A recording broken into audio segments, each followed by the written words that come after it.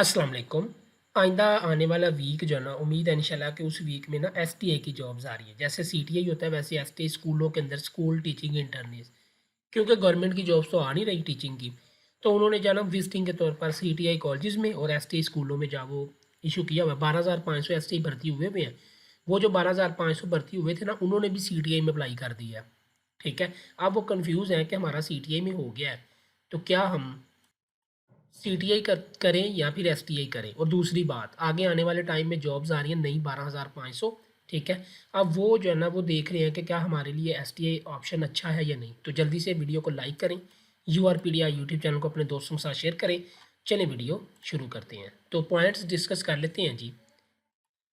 सबसे पहले अगर हम बात करें लेवल की, तो ये जो सीटीआई है ये कॉलेज लेवल है और एसटीआई जो है ये स्कूल का लेवल है। ठीक है। उसके बाद अगर हम बात करें ड्यूरेशन की, तो ड्यूरेशन जब वो सीटीआई का इस्तीफ़ा सीटीआई का इस वक्त जो है ना वो एसोसिएट कॉलेज का 7 मंथ है और ग्रेजुएट कॉलेज का 10 मंथ है। लेकिन जो एसटीआई है इसका जो ड्यूरेशन है ना वो अभी पहले तकरीबन 2.5 मंथ था, उसके बाद जो है वो उन्होंने अभी जो इंक्रीज़ किया वो 8 मंथ, इसका भी तकरीबन जो है वो 10 मंथ है। ठीक है।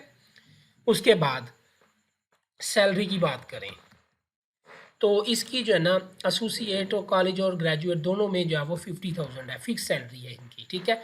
लेकिन जो एस टी है इसमें बेसिकली 3 लेवल है। ठीक है। प्राइमरी का, मिडल का, ये जो छोटे स्कूल है, उसके बाद हायर वाले बड़े आ जाते हैं। ठीक है। तो हाई हाई वाले और हायर वाले, तो इनका जो है ना थोड़ा थोड़ा डिफरेंस है। एक की 38,000 है, एक की 45, एक की 50। तो इसकी ऐसे है सैलरी। ठीक है। उसके बाद यहाँ पे अब देखें एक्सटेंड, यानी कि कंट्रैक्ट जो है वो एक्सटेंड होने का चांस जो है वो किस किस का हो सकता है। सीटीआई का कंट्रैक्ट जो है वो एक्सटेंड नहीं होता। ठीक है। इस बार उन्होंने अनाउंस किया था कि कंट्रैक्ट एक्सटेंड करेंगे लेकिन नहीं हुआ। लेकिन एसटीआई का कंट्रैक्ट जो है वो एक्सटेंड होता रहेगा अगर आपकी परफॉर्मेंस अच्छी है। ठीक है। अब बात करते हैं जी परमानेंट की, यानी कि आप परमानेंट जो है वो सीटीआई के बाद लेक्चरर परमानेंट लग सकते हैं या स्कूलों में एसटीआई करके आप परमानेंट बन सकते हैं। तो सीटीआई कभी भी परमानेंट भर्ती नहीं होगा। ठीक है। ये जैसे ही आपका टेन्योर पूरा होगा आप बेरोज़गार हो जाओगे, वहीं पे आपकी सीटीआई जॉब ख़त्म। उसके बाद एसटीआई ये एक्सटेंड भी होता रहेगा और ये परमानेंट होने का भी इसका चांस है, क्योंकि एजुकेशन मिनिस्टर ने बोला है कि ये जो एसटीआई है जो अच्छा काम कर रहे हैं ये बढ़ते जाएंगे, इनको इंक्रीज़ करते जाएंगे। साल बाद एक टेस्ट होगा, फिर 2-3 साल बाद टेस्ट होगा, तो इनको परमानेंट कर दिया जाएगा अगर ये चीज़ें जो है वो पास कर लेंगे, अच्छे से इनको इम्प्रूव कर लेंगे। तो अगर आप मुझसे पूछो तो सबसे जो बेस्ट मेथड है वो है चूज़, अगर आप लोगों ने करनी है ना, तो वो है एसटीआई। ठीक है। School teaching इंटर्निस।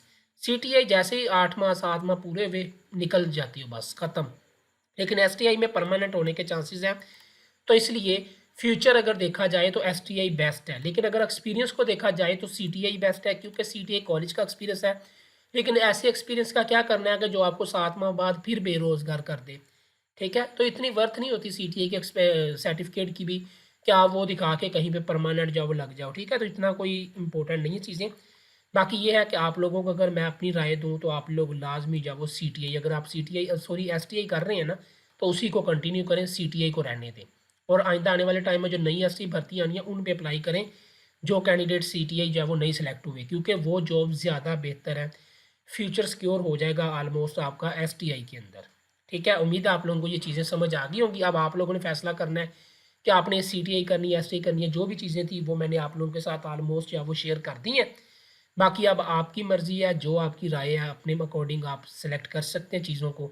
मैंने आप लोगों को ये चीज़ें समझा दी हैं। ज़्यादा ब्राइट चांसेस फ्यूचर के जो है ना वो एसटीआई के हैं। तो बेस्ट ऑफ लक। अल्लाह हाफिज़।